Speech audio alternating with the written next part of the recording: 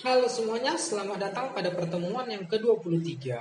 Kali ini kita akan mereview materi mengenai induksi elektromagnetik dan radiasi gelombang elektromagnetik. Contoh soal. Arus pada sebuah kumparan 500 mH berubah setiap saat menurut fungsi persamaan arus 2T kuadrat ditambah 4T dikurang 3. Tentukan besar gegel induktansi diri pada saat T sebesar 0,1 sekon. Untuk menjawab soal ini, kita menggunakan persamaan gegel induksi akibat perubahan arus, yaitu epsilon sama dengan min L dikali DI per DT. Kita masukkan data yang ada pada soal ke persamaan ini. Lalu kita turunkan nilai dari 2T kuadrat tambah 4T kurang 3 terhadap waktu. Kita dapatkan nilai E-nya sebesar ini, 0,5 kali 4T tambah 4, tutup kurung. Kita masukkan data T-nya. Saat T-nya sebesar 0,1, maka kita akan mendapatkan nilai dari gegel induksinya sebesar 2,2 volt. Artinya kita akan menjawab soal ini dengan jawaban E. Contoh soal.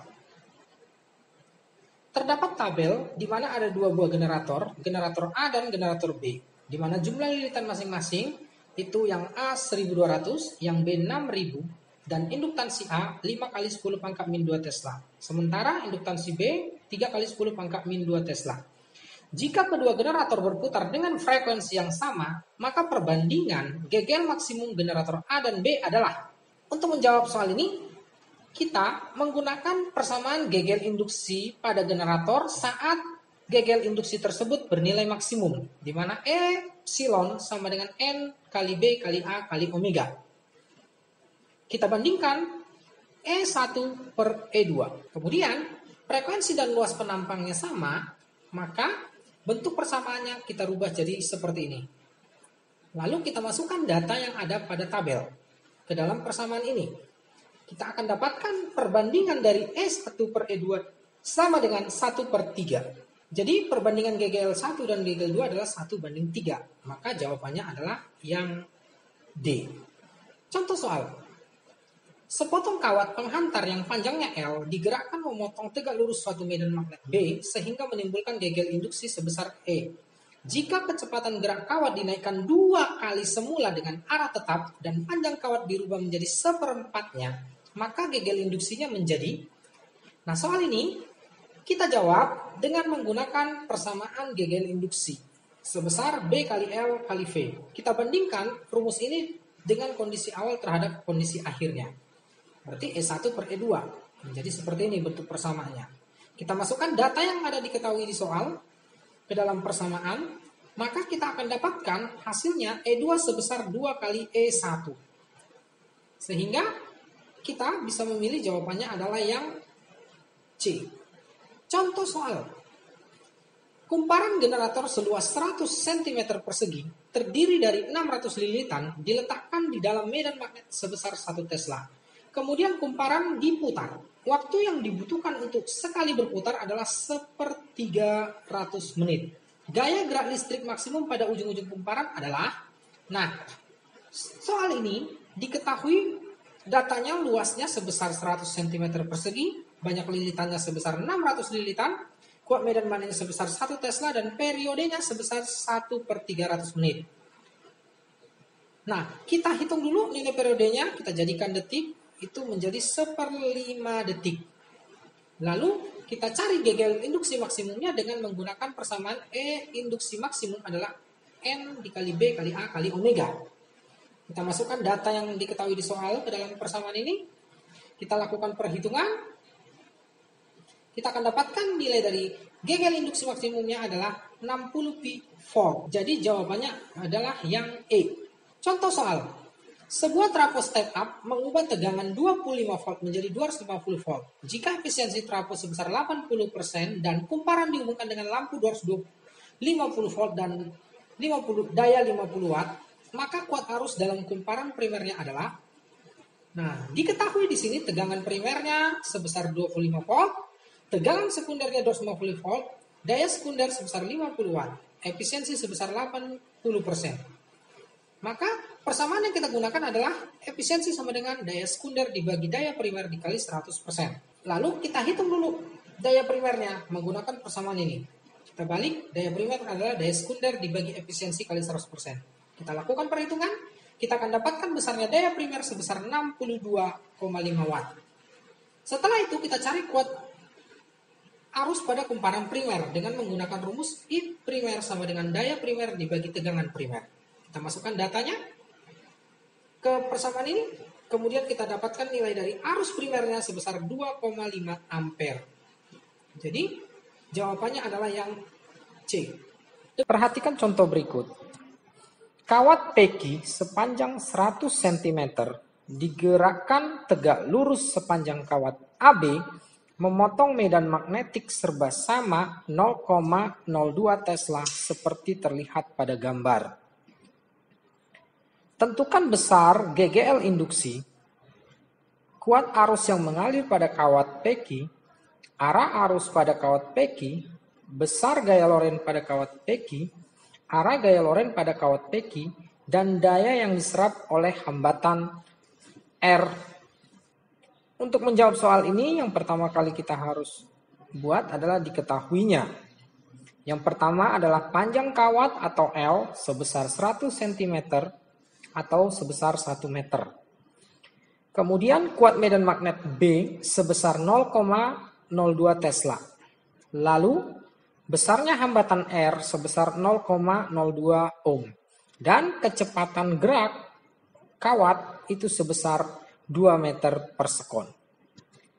Yang ditanya pada soal ini adalah diantaranya besar GGL induksi, kemudian besar kuat arus atau I, lalu arah arus I pada kawat peki, kemudian besarnya gaya loren dan arah gaya loren, dan yang terakhir yang ditanya adalah besarnya daya.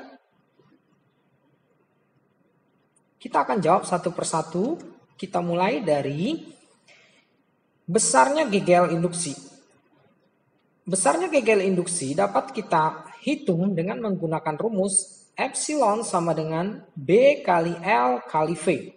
Dari data yang sudah ada, kita tinggal masukkan ke dalam persamaan tersebut, akan kita dapatkan nilai dari epsilon sebesar 0,04 volt. Jadi besarnya GGL induksi pada soal ini sebesar 0,04 volt.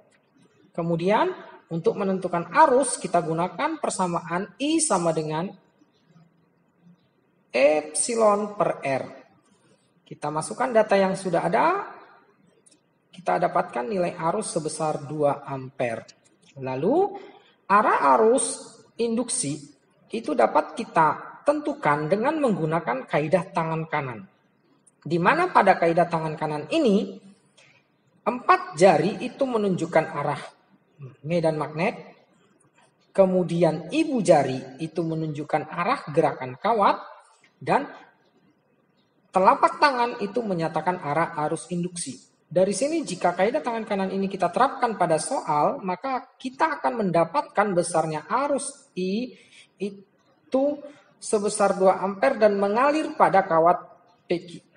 Kemudian besarnya gaya loren pada kawat peki dapat kita hitung dengan menggunakan persamaan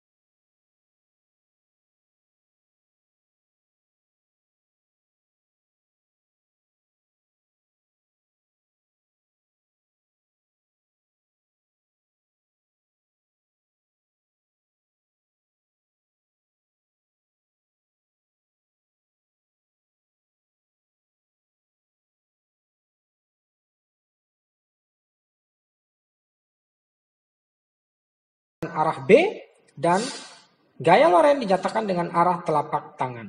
Dari sini kita dapatkan arah gaya loren itu ke kiri berlawanan dengan arah gerak V. Kemudian besarnya daya yang diserap oleh hambatan R dapat kita tentukan dengan persamaan P sama dengan I kuadrat kali R. Kita masukkan nilai I dan nilai R-nya ke dalam persamaan, kita akan dapatkan nilai daya sebesar 0,08 watt. Contoh soal berikutnya, Sebuah induktor dengan induktansi sebesar 0,25 mH dialiri arus listrik sebesar 20 ampere. Tentukan besar energi yang tersimpan dalam induktor tersebut. Nah, yang diketahui pada soal ini adalah L sebesar 0,25 mH. Kita jadikan SI menjadi 0,25 kali 10 pangkat min 3 Henry. Kemudian besarnya arus sebesar 20 ampere. Yang ditanya pada soal ini adalah W atau energi yang tersimpan dalam induktor. Nah, untuk mencari energi yang tersimpan dalam induktor, kita dapat gunakan persamaan W sama dengan setengah dikali L dikali I kuadrat. Kita masukkan data yang ada pada persamaan tersebut, kita akan dapatkan nilai dari W sebesar 5 kali 10 pangkat min 2 Joule. Contoh soal berikutnya, sebuah kumparan dengan induktansi diri 0,3 Henry dialiri arus sebagai fungsi waktu, di mana I sama dengan 10 dikurang 4T kuadrat. I dinyatakan dalam satuan ampere dan T dalam satuan sekon. Tentukan besarnya GGL induksi yang terjadi pada saat T-nya bernilai 2 sekon. Yang diketahui pada soal ini adalah L-nya sebesar 0,3 Henry, kemudian persamaan I-nya sebesar 10 dikurang 4T kuadrat. Nah, yang ditanya pada soal ini adalah besarnya GGL induksi atau epsilon. Nah, untuk menjawab soal ini, kita tinggal masukkan data yang diketahui ke persamaan epsilon sama dengan min L dI per dt. Artinya kita masukkan nilai L dan nilai dI-nya, maka kita akan dapatkan nantinya nilai dari epsilon sebesar 4,8 volt. Contoh berikutnya, sebuah generator memiliki luas bidang kumparan 200 cm persegi yang terdiri dari 2000 lilitan berada dalam medan magnet tetap sebesar 5 kali 10 pangkat min 3 Tesla. Apabila kumparan diputar pada kecepatan sudut sebesar 500 radian per sekon, tentukan berapa volt GGL maksimum yang dihasilkan oleh generator tersebut. Nah, pada soal ini yang diketahui ada beberapa, diantaranya B sebesar 5 kali 10 pangkat min 3 Tesla, A sebesar 200 cm persegi, kita jadikan menjadi meter persegi, itu berarti 2 kali 10 pangkat min 2 meter persegi. Jumlah lilitan sebanyak 2000 dan frekuensi sudut sebesar 500 radian per sekon. Yang ditanyakan pada soal ini adalah besarnya GGL induksi.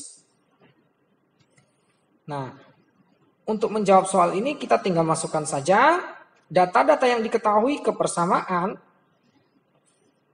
GGL induksi sama dengan B dikali A dikali N dikali omega. Nah, setelah kita masukkan data yang ada pada persamaan tersebut, kita akan dapatkan besarnya GGL induksi maksimal yang dihasilkan pada generator ini adalah sebesar 100 volt. Contoh soal berikutnya, sebuah generator yang memiliki kumparan dengan luas penampang 200 cm persegi terdiri atas 500 lilitan diputar dengan kecepatan sudut 1250 radian per sekon. Apabila kuat medan magnet pada generator tersebut 2 kali 10 pangkat min 3 Weber per meter persegi, tentukan berapa GGL maksimum yang dihasilkan generator tersebut.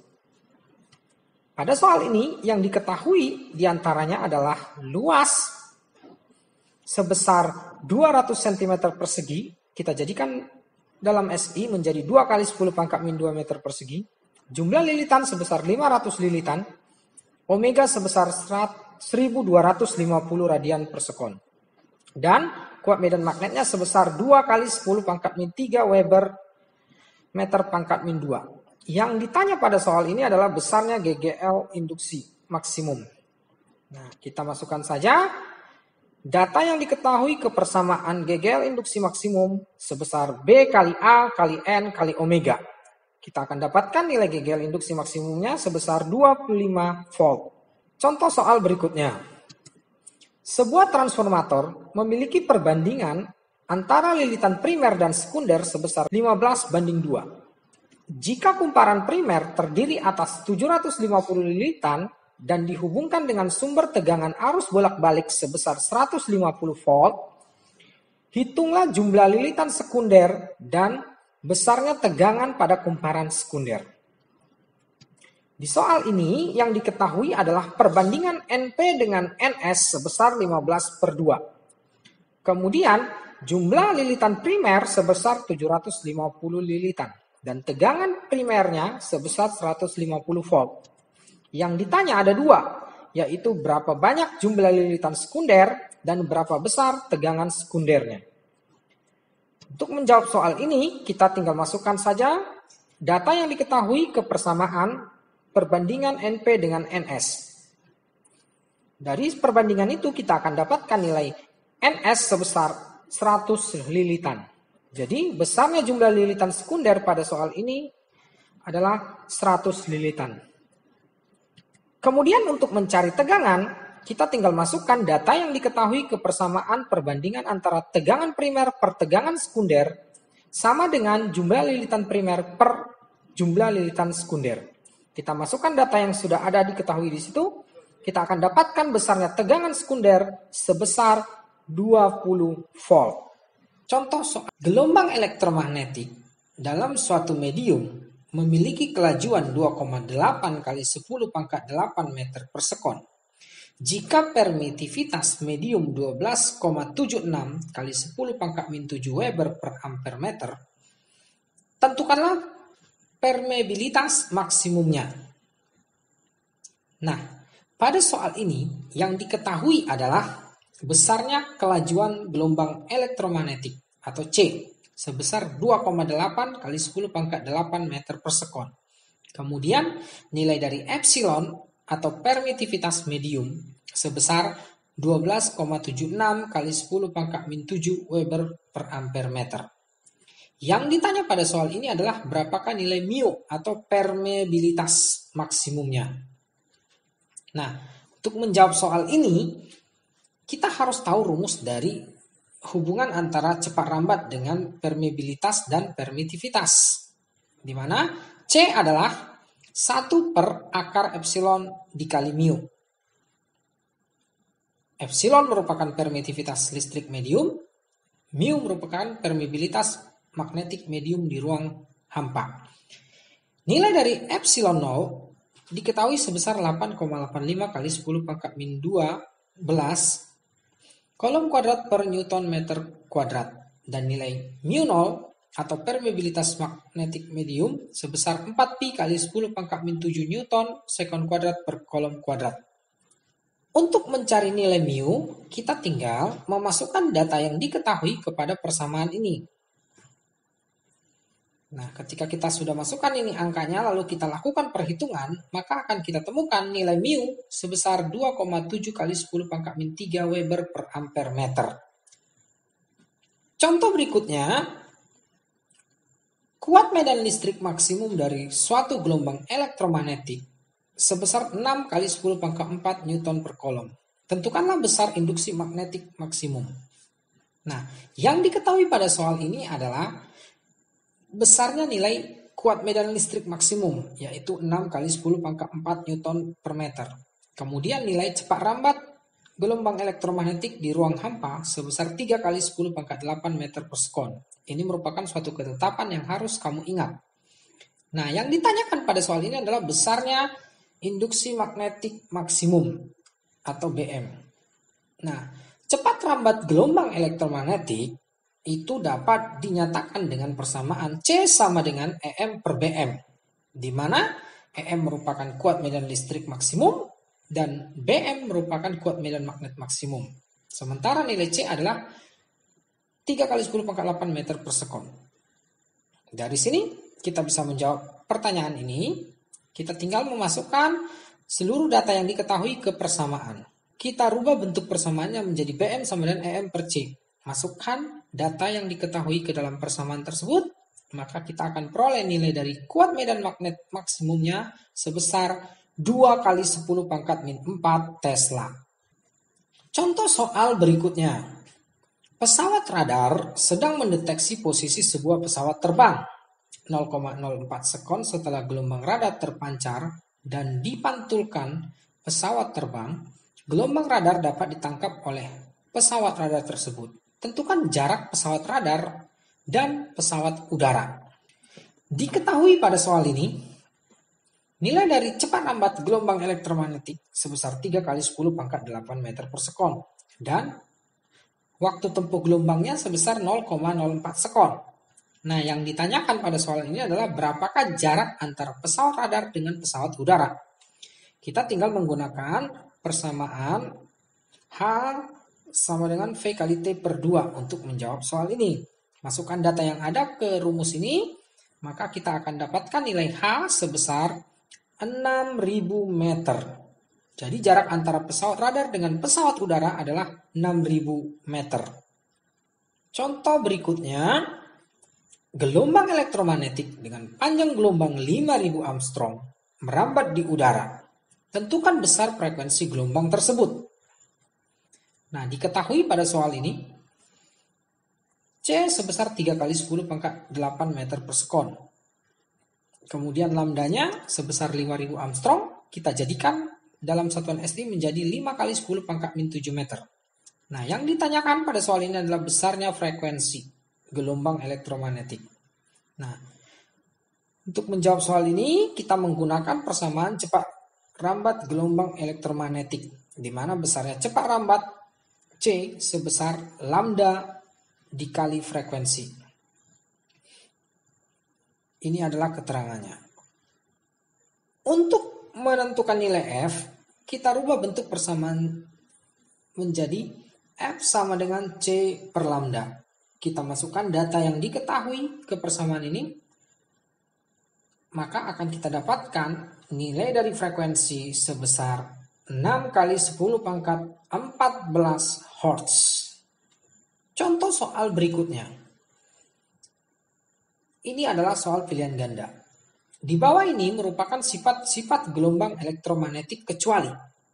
Nah, kita harus ingat sifat-sifat gelombang elektromagnetik. Di antaranya dapat merambat dalam ruang hampa atau ruang tanpa medium. Gelombang elektromagnetik merupakan gelombang transversal. Cepat rambat gelombang elektromagnetik di ruang hampa sebesar 3 kali 10 pangkat 8 meter per sekon. Gelombang ini tidak bermuatan sehingga tidak dibelokkan dalam medan listrik dan medan magnet. Gelombang elektromagnetik dapat mengalami pemantulan, pembiasan, perpaduan, pelenturan, dan pengutupan. Perubahan medan listrik dan medan magnet terjadi secara bersamaan sehingga medan listrik dan medan magnet sefase dan berbanding lurus. Nah, dari sifat-sifat gelombang elektromagnetik ini, maka kita akan menemukan bahwa untuk jawaban yang E ini benar. Untuk jawaban yang D juga benar. Untuk jawaban yang C juga benar. Nah, untuk jawaban yang B itu benar juga. Nah, jadi di sini yang salah adalah jawaban A. Jadi kecepatan itu bergantung pada jenis medium. Di sini dituliskan tak bergantung pada jenis medium. Jadi sifat-sifat gelombang elektromagnetik itu adalah kecuali yang A. Perhatikan contoh pilihan ganda berikut ini. Gelombang elektromagnetik yang mempunyai panjang gelombang terpanjang adalah. Nah, untuk menjawab pertanyaan ini kita harus ingat spektrum gelombang elektromagnetik. Apabila kita urutkan dari gamma sampai ke radio, maka akan terlihat di situ energi terbesar dan frekuensi terbesar dimiliki oleh sinar gamma dan panjang gelombang terbesar adalah radio. Jadi kita tinggal urutkan saja dari spektrum ini, kita akan temukan di situ jawaban yang benar adalah gelombang radio. Karena dia urutannya paling bawah dari spektrum ini. Artinya panjang gelombang radio lebih besar. Jadi jawabannya adalah E. Contoh soal berikutnya. Seorang siswa mengurutkan spektrum gelombang elektromagnetik dari energi foton terbesar ke terkecil dari gelombang elektromagnetik sebagai berikut. Cahaya tampak, televisi inframerah, sinar gamma. Susunan spektrum yang benar adalah. Nah, untuk menjawab soal pilihan ganda ini, kita harus ingat susunan spektrum gelombang elektromagnetik seperti terlihat pada tampilan ini. Nah, dari sini dapat terlihat jelas bahwa urutannya yang benar pada soal ini adalah yang C. Karena dia mengurutkan dari yang terbesar ke yang terkecil energinya atau frekuensinya.